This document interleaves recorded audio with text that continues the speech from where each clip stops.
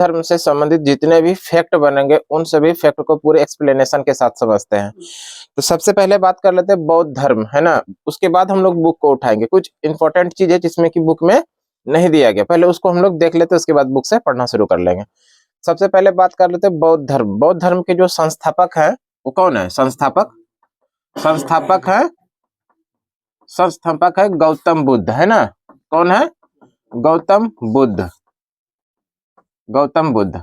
अगर इनके बारे में बात करें, गौतम बुद्ध के बारे में, तो गौतम बुद्ध को ना, ये गौतम बुद्ध को एशिया का ज्योतिपुंज कहा जाता है। एशिया का ज्योतिपुंज, हाँ, एशिया का ज्योतिपुंज, या इसी को बोलिए light of Asia. Light of Asia किसे कहा जाता है? गौतम बुद्ध को। इसी गौतम बुद्ध को शाक्य मुनि के नाम से भी जानते हैं। शाक्य मुनि, ध्यान रखिएगा, शाक्य मुनि के नाम से किसको जानते हैं? तो वो गौतम बुद्ध को शाक्य मुनि या लाइट ऑफ एशिया या एशिया का ज्योतिपुंज किसे कहते हैं? गौतम बुद्ध का। गौतम बुद्ध का जो जन्म हुआ था, इनका जो जन्म हुआ था 563 ईसा पूर्व। गौतम बुद्ध का जन्म कब हुआ था? 563 ईसा पूर्व हुआ था। और कहां पर? कपिल वस्तु जो कि लुम्बिनी के अंदर स्थित है, लुम्बिनी। और ये कपिल वस्तु लुम्बिनी कहां पर है? नेपाल के अंदर। ध्यान रखिएगा, गौतम बुद्ध का जन्म 563 ईसा पूर्व कपिल वस्तु लुम्बिनी कहां पर हुआ था? नेपाल में। इनके पिताजी के बारे में बात करें, इनके जो पिता थे, इनके पिता का क्या नाम था? पिता का नाम था शुद्धोधन। शुद्धोधन जो थे ना, वो शाक्यगण के मुखिया थे। शाक्यगण के मुखिया, ध्यान रखिएगा, शाक्यगण के मुखिया। पिता का नाम था शुद्धोधन जो शाक्यगण के मुखिया थे। इनके माता के बारे में बात करें, माता का नाम था महामाया। महामाया जो थी ना, वो कौलिय वंश से थी। किस वंश से थी ये? कौलिय वंश। ये प्रश्न एग्जाम में पूछा गया सवाल है कि गौतम बुद्ध के माँ महामाया का संबंध किस वंश से है। इसके बारे में थोड़ा सा बात कर ले। सिद्धार्थ के बारे में, इनके बचपन का नाम था सिद्धार्थ। बचपन का नाम क्या था? बचपन का नाम क्या था भाई साहब? बचपन का नाम था सिद्धार्थ। बचपन का नाम था सिद्धार्थ। सिद्धार्थ का जो जन्म हुआ था 563 ईसा पूर्व, है ना, कपिल वस्तु लुम्बिनी नेपाल में। तो जन्म के 7वें ही दिन इनकी माता यानी महामाया की मृत्यु हो गई। जन्म के 7वें ही दिन इनकी माता महामाया की मृत्यु हो गई। इनके माता की मृत्यु के बाद सिद्धार्थ का लालन पालन इसी की मौसी प्रजापति गौतमी ने किया था। महाप्रजापति गौतमी ने सिद्धार्थ का लालन पालन किया, ये भी थोड़ा ध्यान में रखिएगा। जन्म के 7वें दिन इनके माँ महामाया की मृत्यु हो गई। उसके बाद जो है इनका लालन पालन प्रजापति गौतमी ने किया था। और ये जो इसकी मौसी थी, सिद्धार्थ की मौसी, जो कि लालन पालन किया था, मौसी, यही मौसी का क्या नाम था भाई साहब? महाप्रजापति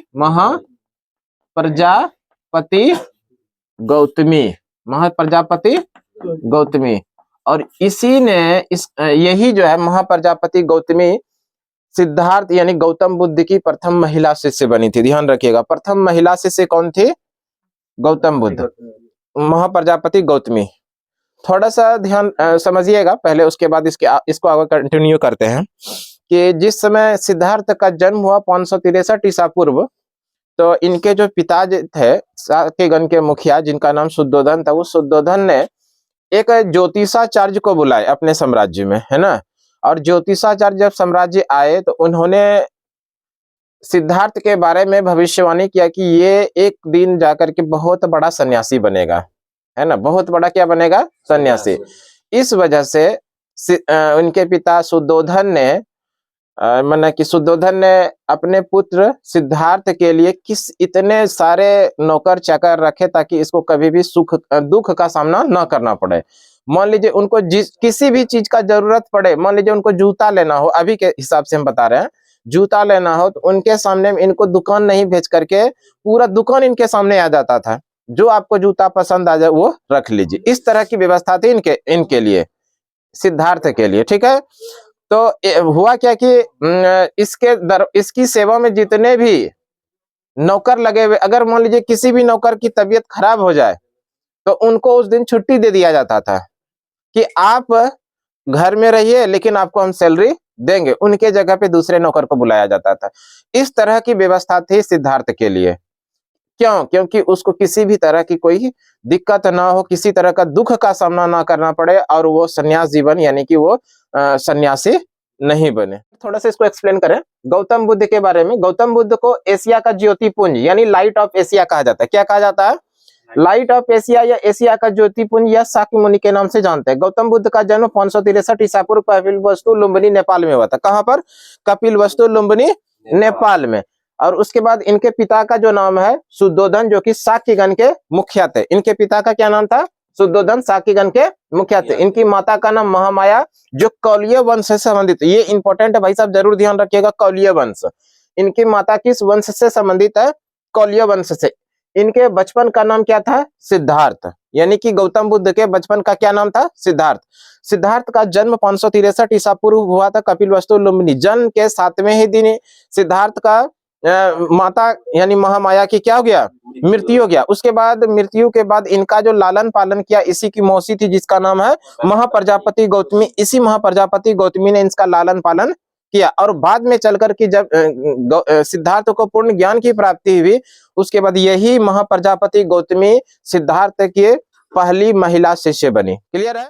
देखिए गौतम बुद्ध का विवाह जो है ना, ध्यान रखिएगा, गौतम बुद्ध का विवाह 16 वर्ष की आयु में, 16 वर्ष की आयु में यशोधरा नामक कन्या के साथ हुआ था।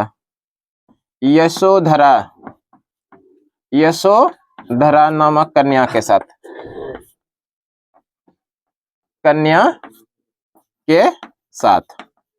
तो इस तरह से इसकी पत्नी का नाम हो गया यशोधरा। और इनका जो पुत्र था, पुत्र का नाम था राहुल। और उसके बाद जो है ध्यान रखिएगा आप लोग कि गौतम बुद्ध का जो सारथी था, है ना, इनके सारथी का नाम, हाँ, सारथी का नाम था चान या चन्ना। और इनके घोड़े का नाम, सिद्धार्थ के घोड़े का नाम था कंथक। घोड़े का नाम क्या था? कंथक। ये भी ध्यान रखिएगा, कंथक। घोड़े का नाम था कंथक। ये कुछ इंपॉर्टेंट फैक्ट हो गया, डायरेक्ट उनसे संबंधित सवाल। इनका विवाह 16 वर्ष की आयु में किसके साथ हुआ? यशोधरा नामक कन्या के साथ हुआ। उसके बाद इनको एक पुत्र रत्न की प्राप्ति हुई, जिसका नाम है राहुल। इनका जो सारथी था, इनकी देखरेख में जो रहता था, वो कौन था? चन्ना। और कहीं जाते थे तो इनके लिए जो घोड़ा रथ में प्रयोग किया जाता था, उस घोड़े का नाम था कंथक। इनका जीवन बहुत अच्छा चल रहा था, गृहस्थ जीवन भी आगे बढ़ रहा था। अचानक से क्या होता है कि गौतम बुद्ध को यानी सिद्धार्थ को एक दिन अपने साम्राज्य को घूमने का मन करता है। उनको इच्छा करता है कि अपने साम्राज्य को हम घूमने के लिए जाएं। उसके बाद उन्होंने अपने जो सारथी होता है चन्ना, उसको बोला कि हमको साम्राज्य घूमने की इच्छा है, हम साम्राज्य घूमने के लिए जाएंगे। उस सारथी ने रथ में कंथक को जोड़ा यानी घोड़े को लगाया और साम्राज्य की ओर घूमने के लिए चले गया। जब गौतम बुद्ध यानी सिद्धार्थ अपने साम्राज्य की तरफ के लिए घूमने के लिए वो जा रहे थे, तो रास्ते में उन्होंने 4 दृश्य देखा। उसके बाद वो जो 4 दृश्य देखा, वापस अपने साम्राज्य में आए, तो उसकी नींद, चैन, भूख, प्यास सारा चीज खत्म हो गया। समझ लीजिए उनके नजर में हमेशा वही 4 दृश्य दिखता था। वो 4 दृश्य क्या था भाई साहब? 4 दृश्य में पहला दृश्य जो था, एक बूढ़ा व्यक्ति था, एक बूढ़ा व्यक्ति था। दूसरा जो था बीमार व्यक्ति जो पानी के लिए तरस रहा है और उनको पानी देने वाला कोई नहीं। तीसरा जो है एक लाश देखा और उस लाश को 4 लोगों ने कंधा देकर लेकर जा रहा। और एक सन्यासी को देखा। एक सन्यासी को जो देखा, तो इस चारों में ये 4 दृश्य उन्होंने देखा। सन्यासी को क्या देखा? ना किसी चीज का चिंता, ना किसी का भय, ना किसी का डर, भय मुक्त एक पेड़ के नीचे बैठे हैं और अपनी तपस्या में लीन है। जैसे ये चीज चारों चीज देखे, उसके बाद वापस साम्राज्य में आए। उसकी नींद चैन सारा चीज खत्म हो गया। बस उसके सामने यही 4 दृश्य दिखाई पड़ रहा था उनको। उस 4 दृश्य में सबसे श्रेष्ठ जो दिखाई पड़ रहा था क्या? सन्यासी। ना किसी का डर, ना किसी का भय, ना किसी से मतलब, है ना, बिल्कुल अपनी तपस्या की स्थिति में लीन है और पेड़ के नीचे आराम से वो बैठे हैं। ठीक है। अब क्या हुआ, इस तरह से कई दिन बीत गए तो अंततः गौतम बुद्ध यानी सिद्धार्थ अपने आप को रोक नहीं पाए। एक रात की बात है कि अपने पुत्र राहुल और पत्नी यशोधरा को सोया हुआ छोड़ दिया और अपने घर को वो घर से निकल गए और गृह त्याग कर दिया। जब गृह त्याग कर दिया तो इसको आगे चल करके बौद्ध धर्म में महाभिनिष्क्रमण के नाम से जाना जाता है। ध्यान रखिएगा, ये इंपॉर्टेंट फैक्ट है कि बौद्ध धर्म में गौतम बुद्ध के गृह त्याग की घटना को किस नाम से जानते हैं? महाभिनिष्क्रमण। गृह त्याग की घटना, ये याद रखिएगा, गृह त्याग की घटना किस नाम से जानते हैं? महाभिनिष्क्रमण।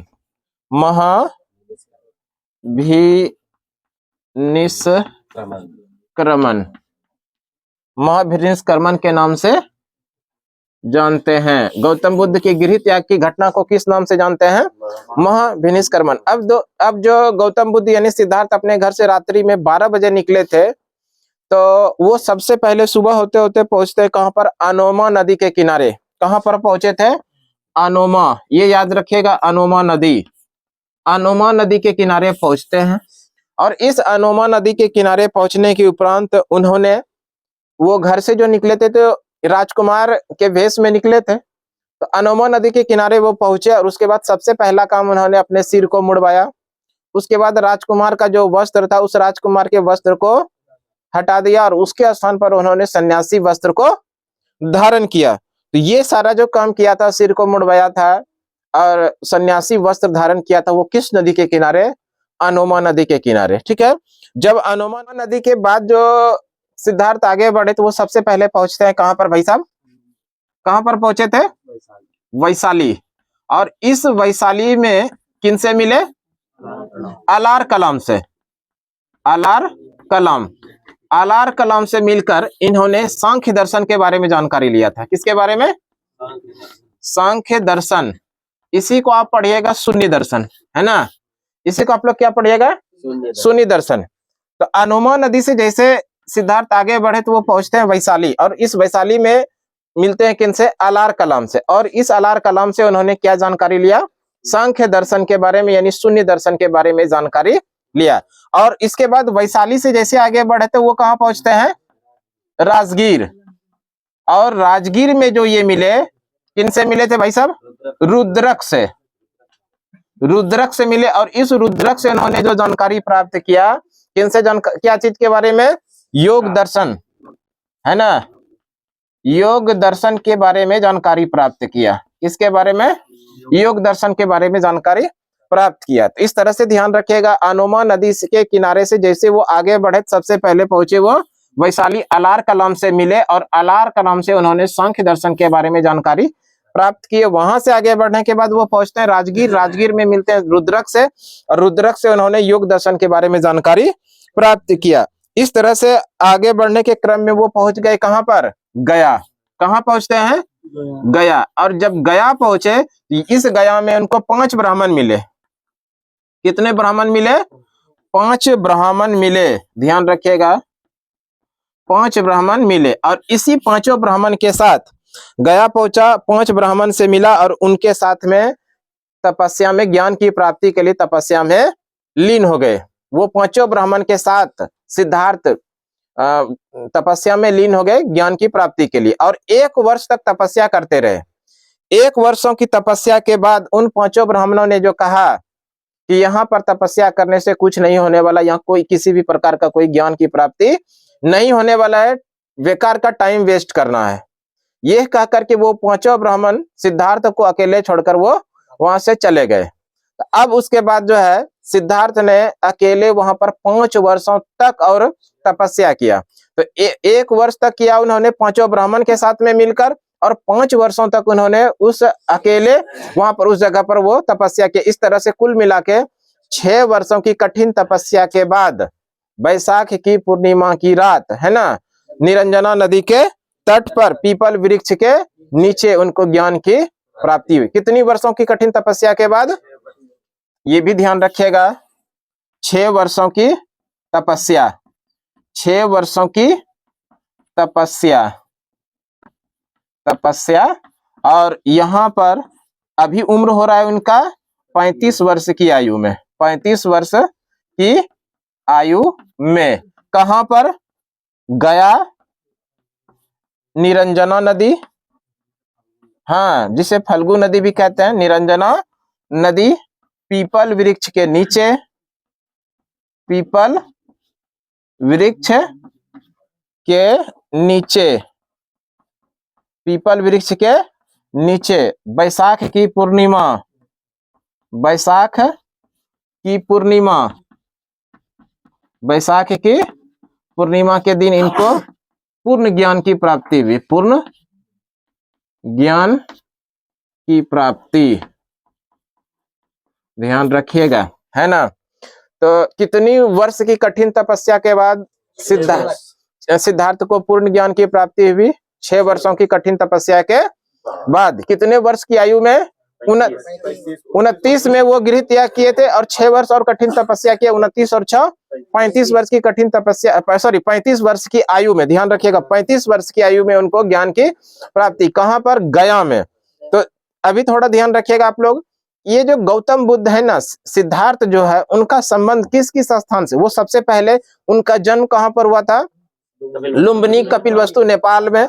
और जब वहां से वो निकले, अनुमा नदी के तट पर पहुंचे थे, वहां से जब आगे बढ़े तो वो कहां पहुंचते हैं? वैशाली। वैशाली से भी संबंधित हैं। वैशाली से जैसे आगे बढ़े वो राजगीर पहुंचे, राजगीर से भी संबंधित है। और राजगीर से जैसे वो आगे बढ़े तो पहुंचते हैं गया, और गया में ही वो 5 ब्राह्मणों के साथ में वो तपस्या में लगे थे। लेकिन 1 वर्षों के बाद वो 5 ब्राह्मण इनको छोड़कर चले गए। इस तरह से 5 वर्षों तक और इन्होंने तपस्या किया। और उसके बाद उनको निरंजना नदी, फल्गु नदी के किनारे, पीपल वृक्ष के नीचे, बैसाख की पूर्णिमा की रात को इनको ज्ञान की प्राप्ति हुई।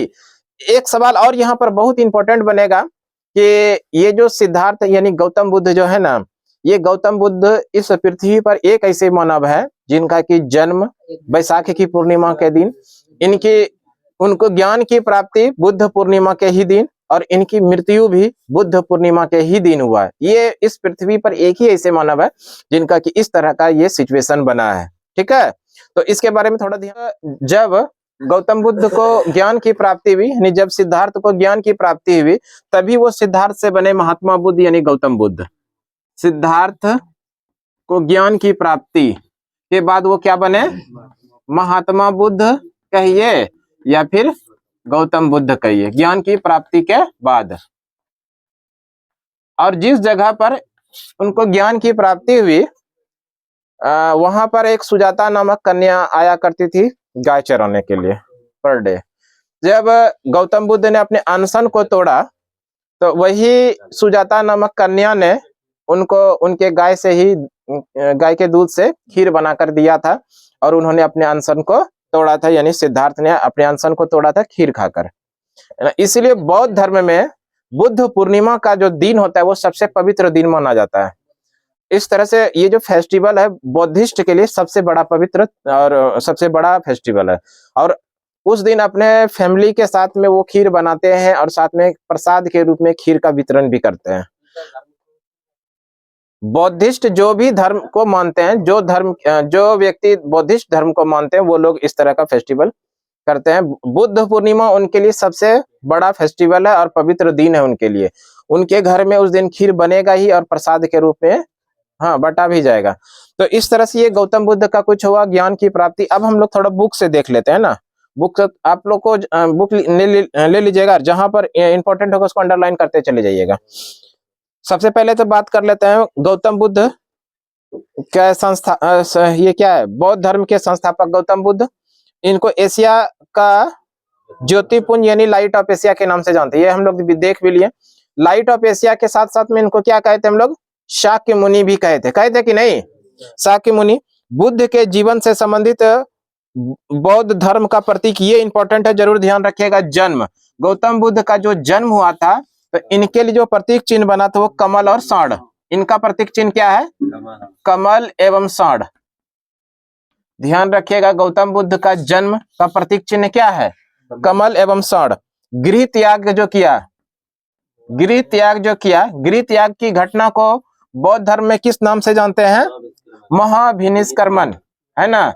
उसके लिए प्रतीक चिन्ह क्या है? घोड़ा। जब इनको ज्ञान की प्राप्ति हुई, इनके लिए जो प्रतीक चिन्ह है वो है पीपल, है ना, पीपल का वृक्ष, पीपल का वृक्ष या बोधि वृक्ष। निर्वाण, निर्वाण हुआ, इसको कह सकते हैं मृत्यु। निर्वाण जब इनकी मृत्यु हुई, इनके लिए पद चिन्ह, ये स्टार लगा लीजिएगा, ये स्टार लगा लीजिएगा। निर्वाण और मृत्यु अलग है, मृत्यु के लिए क्या है? स्तूप है। ये 5 चिन्ह आप लोग ध्यान रखिएगा, है ना, ये 5 चिन्ह। और इसमें सबसे इंपॉर्टेंट ये पद चिन्ह वाला है ना, कई बार एग्जाम में देखा गया है, तो ध्यान रखिएगा।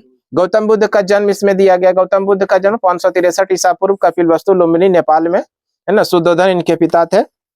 इनकी माता महामाया की मृत्यु इनके जन्म के 7वें ही दिन हो गई थी। इनके लालन पालन इसकी सौतेली माँ यानी मौसी महाप्रजापति गौतमी ने किया। इनके बचपन का नाम सिद्धार्थ। 16 वर्ष की आयु में 16 वर्ष की आयु में गौतम बुद्ध का विवाह यशोधरा नामक कन्या के साथ हुआ और इनसे इनका एक पुत्र जिनका नाम राहुल हुआ। सिद्धार्थ जब कपिलवस्तु की सैर पर निकले तो उन्होंने निम्न 4 दृश्य देखा। एक पहला क्या देखा? बूढ़ा व्यक्ति, उसके बाद एक बीमार व्यक्ति, एक शव और एक सन्यासी, ये भी पीछे देख लिए। सांसारिक समस्याओं से व्यथित होकर सिद्धार्थ ने 29 वर्ष की अवस्था में गृह त्याग किया, जिसे बौद्ध धर्म में महाभिनिष्क्रमण कहा जाता है। फाइनली 29 वर्ष की अवस्था में ये गृह त्याग कर दिया, यानी घर को त्याग कर दिया और सन्यासी जीवन के लिए वो सन्यास जीवन के लिए निकल गए। बौद्ध धर्म में इस घटना को किस नाम से जानते हैं? महाभिनिष्क्रमण कहते हैं। गृह त्याग करने के बाद सिद्धार्थ यानी बुद्ध वैशाली के अलार कलाम से सांख्य दर्शन की शिक्षा ग्रहण की। अलार कलाम सिद्धार्थ के प्रथम गुरु हुए, यहाँ पर अंडरलाइन कीजिए, अभी पीछे बता भी चुके हैं। सिद्धार्थ के पहले जो गुरु हुए वो कौन हुए? अलार कलाम हुए। ध्यान रखिएगा, सिद्धार्थ के पहले गुरु अलार कलाम, और इसी अलार कलाम से इन्होंने सांख्य दर्शन, है ना, सांख्य दर्शन के बारे में जानकारी लिया था। उसके बाद आगे बात करें, अलार कलाम के बाद सिद्धार्थ ने राजगीर के रुद्रक रामपुक्त, यह रुद्रक आपको सीधा लाइन में याद रखना, रुद्रक से शिक्षा ग्रहण की। रुद्रक से जो इन्होंने शिक्षा ग्रहण की थी वो योग दर्शन के बारे में जानकारी लिया था इनसे। उसके बाद उरुवेला में सिद्धार्थ का कौंडिल्य, वप्पा, भादिया, महामाया एवं अस्सागी नामक 5 साधक मिले। साधक वही 5 ब्राह्मण, है ना, वो मिले थे उरुवेला में। और उसके बाद बिना अन्न जल ग्रहण किए 6 वर्षों की कठिन तपस्या के बाद 35 वर्ष की आयु में बैसाख की पूर्णिमा की रात निरंजना यानी फल्गु नदी के किनारे पीपल वृक्ष के नीचे सिद्धार्थ को ज्ञान की प्राप्ति हुई। जब सिद्धार्थ को ज्ञान की प्राप्ति हुई पीपल वृक्ष के नीचे, है ना, निरंजना यानी फल्गु नदी के किनारे गया में, तो वही यहाँ पर जो है कि कौन आती थी, एक अभी बताएं, सुजाता नामक कन्या। इसका अनशन जो तोड़वाया था, वो जो गाय चराने आया करती थी, उसी गाय के दूध से इनको खीर खिला करके यहाँ इनसे गौतम बुद्ध से अनशन तोड़वाया था। इसी समय सिद्धार्थ से ये क्या बने? बुद्ध बने, यानी महात्मा बुद्ध या गौतम बुद्ध कहिए। ज्ञान की प्राप्ति के बाद बुद्ध के नाम से ये जाने गए, है ना। वह स्थान बोध गया कहलाया। जिस स्थान पर इनको ज्ञान की प्राप्ति हुई वो क्या कहलाया? बोध गया। बुद्ध ने अपना प्रथम उपदेश सारनाथ ऋषि पतनम में दिया, जिसे बौद्ध ग्रंथों में धर्म चक्र प्रवर्तन कहा गया। ज्ञान की प्राप्ति के बाद अब ये उपदेश देना शुरू किए। उपदेश देने के क्रम में सबसे पहला जो उपदेश दिया वो कहां पर दिया? सारनाथ में दिया था। सारनाथ के ऋषि पतनम में, याद रखिएगा ऋषि पतनम, कई बार सारनाथ नहीं देगा ऑप्शन में और उसके स्थान पर क्या डाल देगा? ऋषि पतनम, इसलिए उसको भी ध्यान रखिएगा। बुद्ध ने अपना पहला जो उपदेश दिया कहां पर दिया? सारनाथ के ऋषि पतनम में दिया। लेकिन बुद्ध ने अपना सर्वाधिक उपदेश कौशल देश की राजधानी श्रावस्ती में दिया था। ये भी स्टार्क लगाइएगा, कौशल देश की राजधानी श्रावस्ती में बुद्ध ने सर्वाधिक उपदेश दिया था। और बुद्ध ने जो अपना उपदेश दिया था वो पाली भाषा में दिया था। किस भाषा में? पाली भाषा में। आगे देखते हैं, बुद्ध ने अपने उपदेश जनसाधारण की भाषा पाली में दिए थे, अभी जो बात की है। बुद्ध ने अपने उपदेश कौशल, वैशाली, कौशाम्बी एवं अन्य राज्यों में दिए। कहां कहां दिए थे? कौशल, वैशाली, कौशाम्बी में दिए। बुद्ध ने अपने सर्वाधिक उपदेश कौशल देश की राजधानी श्रावस्ती में दिए। बुद्ध ने अपना सर्वाधिक उपदेश जो दिया वो कहां पर दिया? कौशल देश की जो राजधानी था श्रावस्ती, वहीं पर दिया था, है ना। लेकिन पहला जो उपदेश दिया वो कहां पर दिया था? सारनाथ में। लेकिन सर्वाधिक उपदेश जो दिया वो कहां पर दिया? श्रावस्ती में।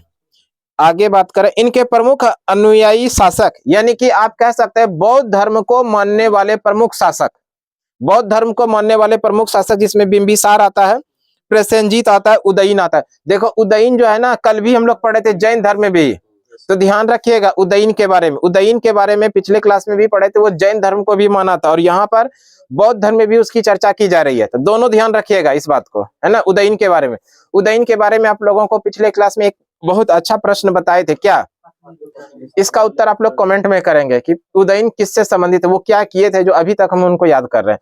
ये तो जानकारी है कि हर्यक वंश से वो संबंधित है, लेकिन एक महत्वपूर्ण सवाल है हम लोगों से संबंधित, वो किस नगर की स्थापना किया था, है ना। तो आगे बात करें, इनके अनुयायी हो गए बिंबिसार, प्रसेनजीत और उदयीन। और उसके बाद जब वो उपदेश देने का सिलसिला था, इनका उपदेश देने के क्रम में ये 80 वर्ष की आयु में 483 ईसा पूर्व वो पहुंचते हैं कहां पर? उत्तर प्रदेश के देवरिया का कुशीनगर, है ना। उत्तर प्रदेश के देवरिया के कुशीनगर। इस समय इनका उम्र हो रहा है 80 वर्ष का, और वर्ष है 483 ईसा पूर्व। वहां पर जो गए, वहां पर उनको चुंद लोहार के द्वारा भोजन कराया गया, और भोजन में उनके लिए परोसा गया पोर्क। पोर्क होता है सुअर का मांस, पोर्क। और ये जैसे पोर्क परोसा गया, रात्रि विश्राम के बाद इनको ना अतिसार हुआ, अतिसार हो गया, बहुत ज्यादा ये बीमार हो गए, इनके कारण इनकी मृत्यु हो गई। तो ध्यान रखिएगा, यही मृत्यु बौद्ध धर्म में महापरिनिर्वाण के नाम से जानते हैं। बौद्ध धर्म में 3 बात आप लोग ध्यान रखिएगा। पहला, जो गौतम बुद्ध ने गृह त्याग की घटना किया, इसको क्या कहे हम लोग? महाभिनिष्क्रमण कहे। गौतम बुद्ध को ज्ञान की जो प्राप्ति हुई, इसको धर्म चक्र परिवर्तन कहे। और गौतम बुद्ध की जब मृत्यु हुई, इसको हम लोग महापरिनिर्वाण के नाम से जाना जाता है। ये सीधा प्रश्न पूछ देता है, ठीक है। ये भी ध्यान रखिएगा, 80 वर्ष की आयु में कुशीनगर देवरिया उत्तर प्रदेश में इनकी मृत्यु हो गया। कब? 483 ईसा पूर्व में, है ना। जिसको बौद्ध धर्म में किस नाम से जाना गया? महापरिनिर्वाण के नाम से जाना गया। गृह त्याग कहां पर? प्रतीक चिन्ह है भाई साहब। देखो हम लोग बात कर रहे थे कहां पर? इनके प्रमुख अनुयायी हो गया था यहाँ इनकी मृत्यु भी हो गई 483 ईसा पूर्व, 80 वर्ष की आयु में। कहां पर इनकी मृत्यु हुई? कुशीनगर देवरिया उत्तर प्रदेश में, है ना। और बौद्ध धर्म में इनकी मृत्यु को किस नाम से जाना जाता है? महापरिनिर्वाण के नाम से जाना जाता है। आगे है, मल्लव ने अत्यंत सम्मान पूर्वक बुद्ध का अंत्येष्टि संस्कार किया। मल्लो एक तरह से जिनके घर में वो भोजन किए थे वो सभी जाति के थे मल्ल, तो उनके बहुत ज्यादा ही सम्मान के साथ उनका अंतिम संस्कार किया था। आगे है, एक अनुश्रुति के अनुसार मृत्यु के बाद बुद्ध के शरीर के अवशेषों को 8 भागों में बांटकर उन पर 8 स्तूपों का निर्माण कराया गया, है ना। ये भी ध्यान रखिएगा, एक अनुश्रुति के अनुसार जब गौतम बुद्ध की मृत्यु हुई तो बुद्ध के शरीर के अवशेषों को 8 भागों में बांटकर उन पर 8 स्तूप का निर्माण कराया गया था। आगे बात करें, बुद्ध के जन्म एवं मृत्यु की तिथि की चीनी परंपरा के कैंटोन अभिलेख के आधार पर निश्चित किया गया है। आगे बात करें, बौद्ध धर्म के बारे में हमें विशद ज्ञान त्रिपिटक से, बौद्ध धर्म के बारे में हमको जो विशेष जानकारी मिलता है वो त्रिपिटक से बेहद इंपॉर्टेंट है भाई साहब, ध्यान रखिएगा। त्रिपिटक, है ना। सीधा प्रश्न पूछा जाएगा, ये त्रिपिटक किस धर्म से संबंधित है? त्रिपिटक है बौद्ध धर्म से संबंधित। और इस त्रिपिटक में 3 प्रकार के पिटक है, एक विनय पिटक है, सुत्त पिटक है और धम्म पिटक है। हाँ, तीनों पिटक की भाषा है पाली।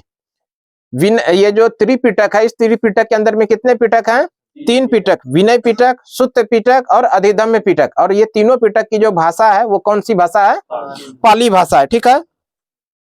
एक प्रश्न आप बताइएगा, ये जो है 2 पिटक, सुत्त पिटक और सुत्त पिटक और विनय पिटक, या इसी को कह सकते हैं विनय पिटक या सुत्त पिटक, इसको किस बौद्ध सम्मेलन में शामिल किया गया? ये बाद में इसको शामिल किया गया है, पिटक जोड़ा गया। और अधिधम्म को दूसरे माने जो बौद्ध सम्मेलन हुआ बाद में उसमें जोड़ा गया, वो हम आगे डिस्कस करेंगे। बौद्ध धर्म के बारे में हमको विशद ज्ञान कहाँ से मिलता है? त्रिपिटक से। त्रिपिटक में के अंदर में कितने प्रकार के पिटक हैं? 3। एक है विनय पिटक, दूसरा है सूत्र पिटक और तीसरा है अधिधम्म पिटक। और ये तीनों पिटक की जो भाषा है वो कौन सी भाषा है भाई साहब? वो है पाली भाषा। आगे है बौद्ध धर्म मूलतः अनिश्वरवादी है, इसमें आत्मा की परिकल्पना भी नहीं है। ध्यान रखिएगा, अनिश्वरवादी है, इसमें आत्मा की परिकल्पना भी नहीं है। आगे है बुद्ध धर्म में पुनर्जन्म की मान्यता है। बुद्ध धर्म में, बौद्ध धर्म में पुनर्जन्म की मान्यता है। ध्यान रखिएगा। तृष्णा की छीन हो जाने की अवस्था में ही बुद्ध ने निर्वाण कहा है। तृष्णा के छीन हो जाने की अवस्था में, तृष्णा के छीन हो जाने की अवस्था में निर्वाण का ये क्या होता है? तृष्णा के छीन हो जाना एक प्रकार से भाई आपको अपने बारे में, लोगों के बारे में सोचने की कैपेसिटी पूरी तरह से खत्म हो जाए। किसी भी कार्य को आप सही तरीके से, गलत तरीके से करेंगे, ये आप खुद से निर्णय नहीं ले पाते, उसको हम लोग क्या बोलेंगे? तृष्णा का छिन्न, है ना। इस स्थिति को क्या कहा जाता है? एक तरह से निर्वाण कहा जाता है।